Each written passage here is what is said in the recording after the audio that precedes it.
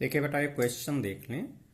Question दिया, ये 2024 का सेट नंबर 1 का क्वेश्चन है, 2 नंबर का क्वेश्चन है। प्राकृतिक संख्याओं के समुच्चय n पर एक संबंध r बराबर a comma b such that a comma b belongs n तथा a बराबर b स्क्वायर से व्यक्त किया गया है। क्या a comma b belongs r तथा b comma c belongs r implies that a comma c belongs r सत्य है? एक उदाहरण द्वारा पुष्ट कीजिए। तो यहाँ कुल मिलाकर मुझे क्या चेक करना है? संक्रामक संबंध चेक करना है। अगर आपको ये देखना है कि संक्रामक संबंध नहीं है तो आपको कुछ स्पेशल 3 एलिमेंट लेना होगा समुच्चय का। आप दिखाएंगे कि a कामा b आर में है, b कामा c आर में है, लेकिन a कामा c आर में प्रेजेंट नहीं है। ठीक, अभी आपको ये कंसेप्ट मैंने नोट करा दिया था। अब यहाँ देखें फार्मूला क्या दिया बेटा, इसका फार्मूला दिया a बराबर B square. a comma b लिखा ना, और a किसके इक्वल है? b पावर 2 के। तो अगर a के प्लेस पर हम देखेंगे यहाँ b पावर 2 रखेंगे तो हमारा एलिमेंट क्या आया? ऑर्डर पेयर आया b स्क्वायर कामा b। अब हम पहला मेंबर अगर b बराबर 2 लेते हैं, b के प्लेस पर 2 रखेंगे, यहाँ कितना हो जाएगा? 2 का स्क्वायर 4। मतलब अगर हम यहाँ b बराबर 2 रखें तो इस प्लेस पर कितना आ जाएगा? 4 आ जाएगा। अगर हम इस प्लेस पर 4 रखेंगे, क्योंकि हमारा अभी हमको 4 मिला है, तो 4 का स्क्वायर कितना हो गया? 16। तो 3 मेंबर आप ले लें, 2 कामा 4 कामा 16। ओके, 2 कामा 4 कामा 16 आप ले लें। आपको इस तरीके से रखना है कि यहाँ a कामा b और यहाँ b कामा c, मतलब ये प्लेस आपको मैच मिल जाए। इस तरह से आप रखेंगे। अब एक पेयर तो यहाँ देख रहे हैं, यहाँ b का स्क्वायर, तो अगर यहाँ पर आप 2 रख रहे हैं तो यहाँ पर आपको 4 मिलेगा। तो एक एलिमेंट तो आपको 4 कामा 2 मिला। और अगर आप यहाँ 4 रखेंगे तो 4 का स्क्वायर यहाँ क्या मिलेगा? 16 और कामा में 4 दूसरा मिला। अब बेटा देख रहे हो कि हम इस तरह से लिखेंगे 4 कामा 2 और 16 कामा 4, तो ये प्लेस तो मैच नहीं हुआ, ये मैच होना चाहिए। तो अच्छा चलो पलट के देख लिया जाए। अब इसको पहले लिख लो 16 कामा 4, देख रहे हो यहाँ ये प्लेस यहाँ से मैच होना चाहिए, यहाँ का सेकेंड और यहाँ का फर्स्ट प्लेस आपको मैच चाहिए। इसको हमने पहले लिख लिया, इसको बाद में रख लें। अब ये मैच हो गया। ओके, तो इसको हम पहले ये लिखेंगे फिर ये लिखेंगे, समझ में आ गया? तो वही चीज यहाँ लिखी गई कि 16 कामा 4, क्योंकि इसका स्क्वायर यहाँ पर आ रहा है ना। क्वेश्चन में ये कह रहा है कि a जो है वो b के स्क्वायर के बराबर। मैंने यहाँ रखा, लिखकर भी दिखा दिया आपको कि a के प्लेस पर b स्क्वायर लिख दिया।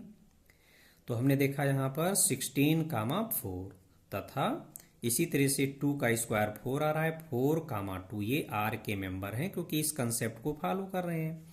अब इसके अकॉर्डिंग हम देखेंगे a कामा c। तो a कामा c लेकर चलोगे तो यहाँ क्या है? ये 16 आया और यहाँ 2 आया।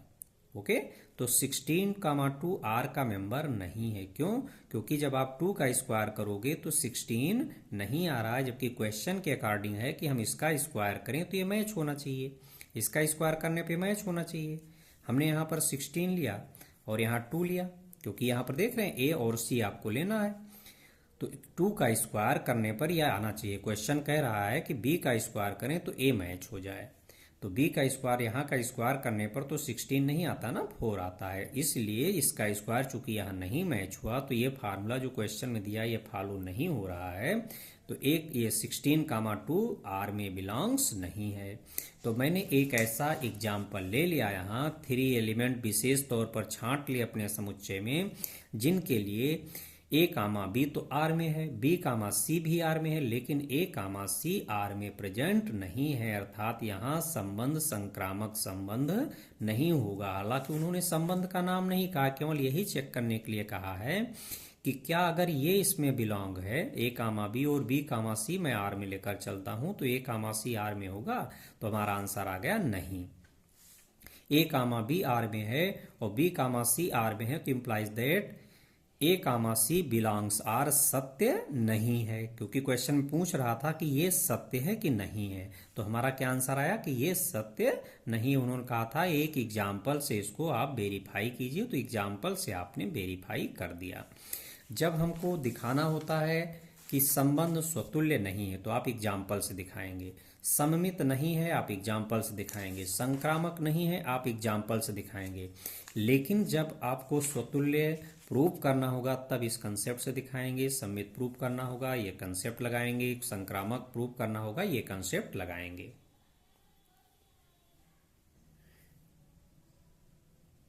बेटा ये अगला क्वेश्चन है इसी सेट का 5 नंबर का क्वेश्चन है ये। ए बराबर इन्होंने दे दिया 1 2 3 4 5 और बी बराबर दे दिया 1 4 5। लिखा है संबंध आर छोटा है। जब भी इस तरीके से हमें सेंटेंस दे दिया जाएगा तो यहां पर ऑर्डर्ड पेयर का पहला एलिमेंट इस कॉर्नर पर रहता है बेटा और दूसरा एलिमेंट इस प्लेस पर रहता है। समझे? जब भी हमें इस तरह से क्वेश्चन में दे दिया जाएगा सेंटेंस लिख के, जब हम ऑर्डर्ड पेयर लिखेंगे ए कामा बी, मान ले लिख रहे हैं क्योंकि रिलेशन तो ऑर्डर्ड पेयर का सेट होता है ना। मान लें ordered pair A comma B लिखा तो ए यहां लिखा जाता है और बी यहां लिखा जाता है और बीच में ये सेंटेंस रहता है। तो इन्होंने इस रिलेशन को लिखने के लिए कहा है, कह रहे हैं कि इससे संबंधित क्रमित युग्मों का समुच्चय ज्ञात कीजिए।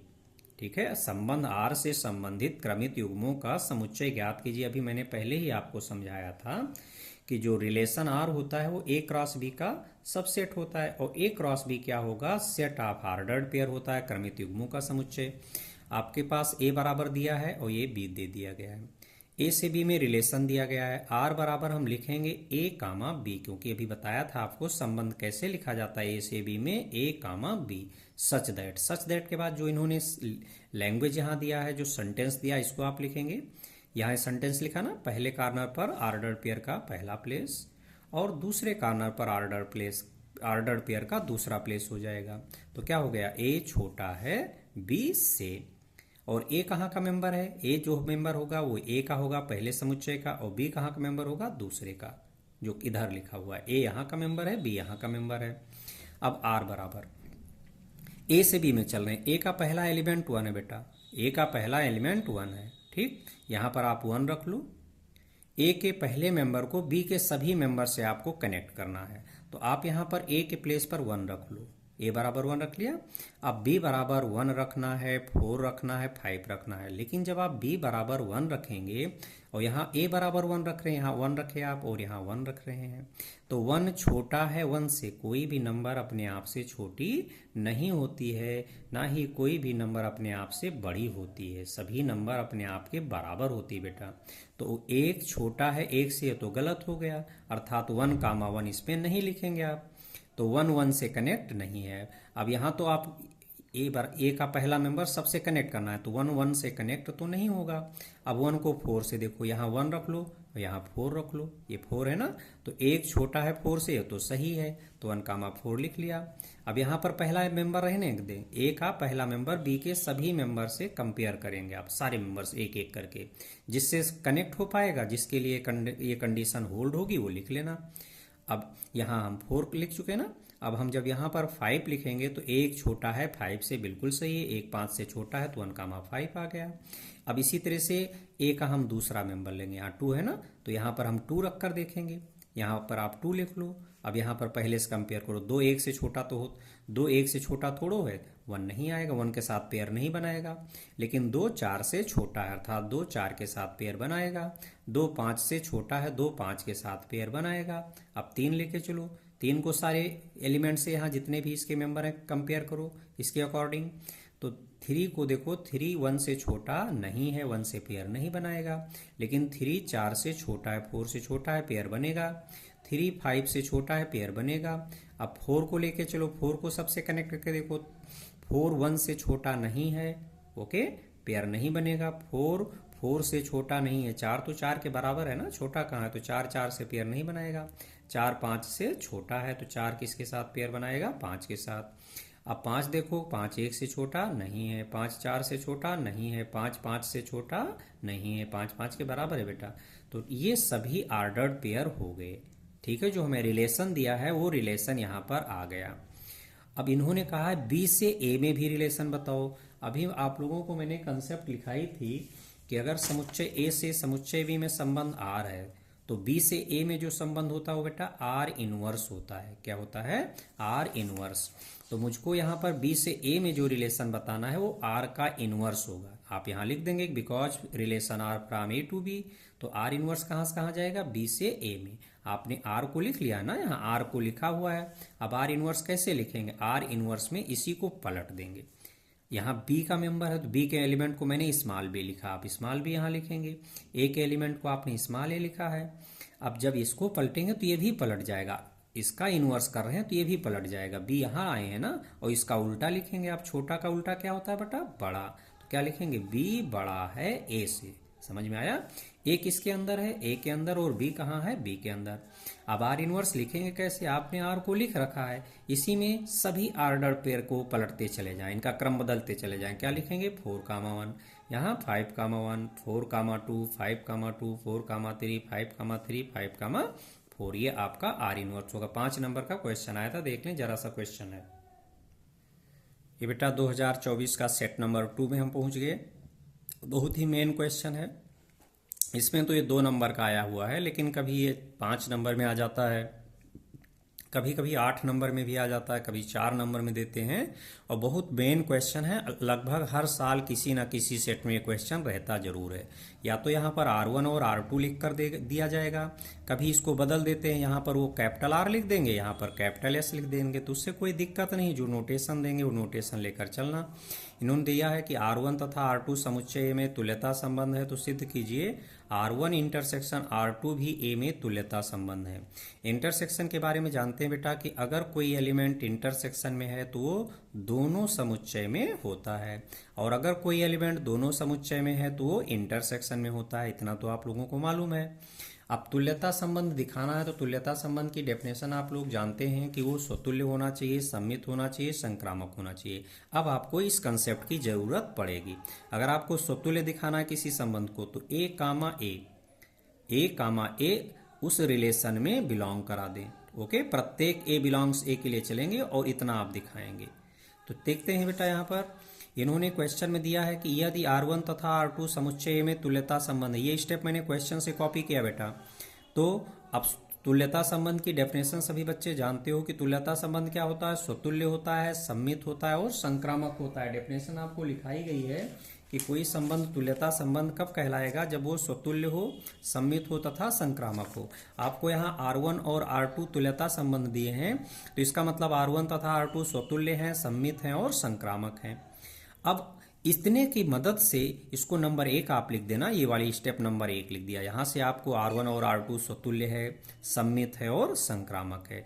अब हमको ये दिखाना बेटा, R1 इंटरसेक्शन R2 को तुल्यता संबंध दिखाना है। तो ये R1 इंटरसेक्शन R2 को आप स्वतुल्य दिखाएंगे, सम्मित दिखाएंगे और संक्रामक दिखाएंगे। अब स्वतुल्य के लिए देख रहे हो क्या लिखा है? प्रत्येक A बिलोंग्स A के लिए। यहाँ से शुरुआत करोगे, यहाँ से शुरुआत करोगे आप, तो यहाँ क्या लिखा? प्रत्येक A बिलोंग्स A के लिए। यहां इसी स्टेप के बेसिस पर चल रहा है। देखो R1 और R2, इसी की मदद से, क्योंकि हमको ये दिखाना है, जो ये A कामा A दिखाएंगे, ये क्वेश्चन में जो हमें जानकारी दी गई बेटा, उसी की हेल्प से ये दिखाओगे। ठीक है, यहां मैंने डॉट डॉट कर दिया है। डॉट डॉट का मतलब जो मुझे क्वेश्चन में जानकारी दी है उसकी हेल्प से स्टेप आप दिखाएंगे। तो हमें क्या जानकारी दिया है कि R1 और R2 स्वतुल्य, सम्मित तथा संक्रामक है। मैं क्या दिखाने जा रहा हूं? स्वतुल्य दिखाने जा रहा हूं। ठीक है, तो ये जानकारी हम यहां से कॉपी करेंगे कि R1 तथा R2 स्वतुल्य हैं।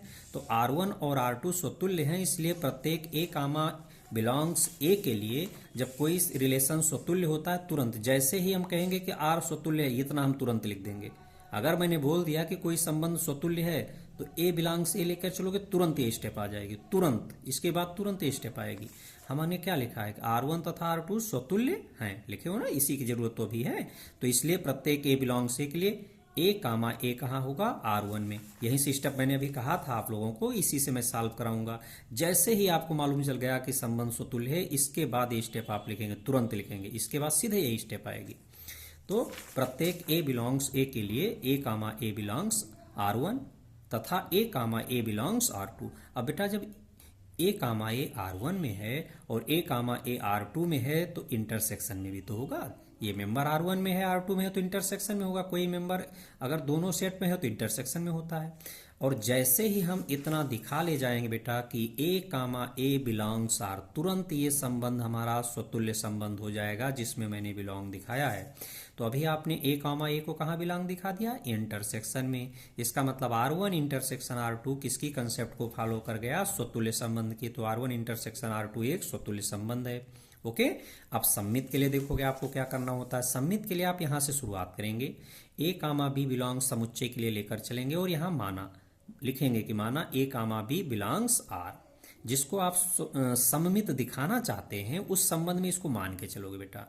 जिसको आपको सममित दिखाना है उसमें इसको लेट करके चलोगे, मान करके चलोगे। तो मुझे किस संबंध को सममित दिखाना है? R1 इंटरसेक्शन R2 को, क्योंकि इसी को तो तुल्यता संबंध दिखाने जा रहे हो। तो तुल्यता के लिए तीनों दिखाना तो पड़ेगा। अभी आपने स्वतुल्य दिखाया, अब सममित दिखाएंगे, फिर इसका संक्रामक दिखाएंगे। तो सममित दिखाना है किसी संबंध को, सिद्ध करना है, तो ये लेकर समुच्चय में मानोगे दोनों एलिमेंट। फिर माना ए कामा बी बिलोंग्स, कौन सा रिलेशन जिसको मुझे सममित प्रूव करना है वो वाला। तो मुझको सममित प्रूव करना इंटरसेक्शन को, तो माना A comma B belongs R1 intersection R2। तो बेटा जब ये R1 इंटरसेक्शन R2 में है तो ए कामा बी कहाँ होगा? R1 में होगा। और ए कामा बी कहाँ होगा? R2 में। इतना लेकर चलते हो, उसके बाद मैंने डॉट डॉट किया। तो जो हमारे पास क्वेश्चन में इन्फॉर्मेशन है उस इन्फॉर्मेशन के अकॉर्डिंग उसको यूज करेंगे और उसको यूज करके हम दिखाएंगे कि बी कामा ए कहाँ होगा? R में। तो इसमें इसको तो मैंने मान लिया। अब यहाँ इंटरसेक्शन की कंसेप्ट जानते हो कि अगर ये एलिमेंट इंटरसेक्शन में है तो एलिमेंट पहले में भी होगा तथा एलिमेंट दूसरे में होगा। अब ये एलिमेंट R1 में है बेटा, और R1 और R2 कैसे हैं? सममित, क्योंकि अब आप सममित चेक कर रहे हो, R1 सममित है। और अगर हमें मालूम चल गया कि कोई संबंध सममित संबंध है, जैसे ही ए कामा बी लिखे हो तुरंत अगली स्टेप में बी कामा ए बन जाएगा, तुरंत आपको पलट देना है। अगर आपको मालूम चल गया कि कोई संबंध सममित संबंध है तो जैसे ही ये स्टेप लिखोगे अगली स्टेप ही आएगी। ठीक, तो यहाँ तो मुझे मालूम है कि R1 और R2 कैसे रिलेशन है? सममित संबंध है। और यहाँ लिखे हैं ए कामा बी किस में है? R1 में। तो बी कामा ए कहाँ होगा? R1 में। इसी तरह से ए कामा बी लिखे हो R2 में और R2 भी सममित है, तो बी कामा ए कहाँ हो गया? R2 में। ओके, यहाँ लिखा है कि बिकॉज R1 कामा R2 सममित संबंध है, या खाली एक के प्रयोग से लिख दो, सफिशियंट है। अब बी कामा ए R1 में है और बी कामा ए R2 में है, तो बी कामा ए कहाँ हो गया? इंटरसेक्शन में। और मुझे यही प्रूव करना था कि B comma A intersection of R1 and R2 में मिल जाए, क्योंकि मुझे ये R1 इंटरसेक्शन R2 को सममित दिखाना है। तो ए कामा बी उसमें लेकर चले हो, तो बी कामा ए R1 इंटरसेक्शन R2 में मुझे दिखाना था, दिखा ले गए। तो R1 इंटरसेक्शन R2 एक सममित संबंध हो गया। ठीक, अब संक्रामक के लिए चलोगे बेटा। तो संक्रामक के लिए फिर इसी पेज में देखो, संक्रामक में यहाँ शुरुआत कर, तो ए कामा बी कामा सी बिलोंग्स समुच्चय लेकर चलोगे। इसके बाद लिखोगे माना ए कामा बी तथा बी कामा सी बिलोंग्स, जिसको मुझे संक्रामक प्रूव करना है वो संबंध यहाँ लिखा जाएगा। इसके बाद जो मेरे पास इन्फॉर्मेशन उसको यूज करेंगे, फिर हम ए कामा सी को इसी संबंध में बिलोंग करा देंगे। ओके, तो मैंने यहाँ ए कामा बी कामा सी बिलोंग समुच्चय ए लिखा। हमारा समुच्चय क्वेश्चन में ये दिया, वहीं से कॉपी किए हो। उसके बाद लिखा गया माना, ये स्टेप लिखे ए कामा बी तथा बी कामा सी बिलोंग के बाद संबंध का नाम लिखोगे जिसको संक्रामक दिखाना है। आपको R1 इंटरसेक्शन R2 को संक्रामक चेक करना। अब ये दोनों चेक हो चुका है, तो यहाँ R1 इंटरसेक्शन R2 लिख दिया। तो ए कामा बी तथा बी कामा सी, अब इंटरसेक्शन बेटा ये दोनों एलिमेंट इंटरसेक्शन में है, तो ये दोनों में एलिमेंट कहाँ होंगे? R1 में होंगे। एंड ये दोनों एलिमेंट कहाँ होंगे? R2 में, क्योंकि इंटरसेक्शन वाला मेंबर दोनों में होता है ना। और मुझे यही जानकारी है, अभी यहाँ लिखे हो, इसी स्टेप की मदद से हम ए कामा सी पर जाएंगे। तो मैंने लिख दिया कि यहाँ ए कामा बी तथा बी कामा सी बिलोंग्स R1। एक और ए कामा बी तथा बी कामा सी बिलोंग्स R2। अब देख रहे हो कि R1 और R2 कैसे संबंध है बेटा? संक्रामक संबंध है। और अगर हमें मालूम चल गया कि कोई संबंध संक्रामक संबंध है, तो इसके बाद तुरंत यही स्टेप आती है, इस स्टेप के तुरंत बाद ये स्टेप आ जाएगी। ओके, अगर मुझे मालूम चल गया कि कोई संबंध संक्रामक संबंध, जैसे ही ये स्टेप लिखोगे अगली स्टेप ही आ जाएगी। ठीक, अब देखो यहाँ R1 ये ए कामा बी कामा सी R1 में है, और R1 और R2 दोनों कैसे हैं? संक्रामक है। यहाँ लिखे हो कि वो संक्रामक हैं, क्वेश्चन में दिया है। तुल्यता संबंध है तो स्वतुल्य सममित संक्रामक हो गया। तो तुरंत यहाँ R1 चूंकि संक्रामक संबंध है तो A कामा C कहाँ होगा, R1 में। R2 संक्रामक संबंध है तो A कामा C कहाँ होगा, R2 में। यहाँ लिखा एक के प्रयोग से, तो एक में ये वाला पॉइंट यूज हुआ है बेटा, संक्रामक वाला। अब देख रहे हैं कि जब A कामा C R1 में है और A कामा C R2 में है तो A कामा C कहाँ हो जाएगा, R1 इंटरसेक्शन R2 में। देखो इतना A कामा B और B कामा C इंटरसेक्शन में लेकर चले थे और A comma C R1 intersection R2 में मैंने बिलोंग करा दिया। इतना लेकर चले थे, ये बिलोंग करा दिया, तो यहाँ जो संबंध हम लेकर चले थे वो संक्रामक संबंध हो गया। अब बेटा R1 इंटरसेक्शन R2 संक्रामक संबंध है, सम्मित संबंध है, स्वतुल्य है। और जब ये तीनों हो गया स्वतुल्य, सम्मित, संक्रामक, तो परिभाषा कहती है, तुल्यता संबंध की परिभाषा के प्रयोग से संबंध R1 इंटरसेक्शन R2 समुच्चय में तुल्यता संबंध है। ये सिद्ध हम सॉल्व हो गया। ये 5 नंबर क्वेश्चन है, नहीं 2 नंबर का है, 5 नंबर में भी आ चुका है।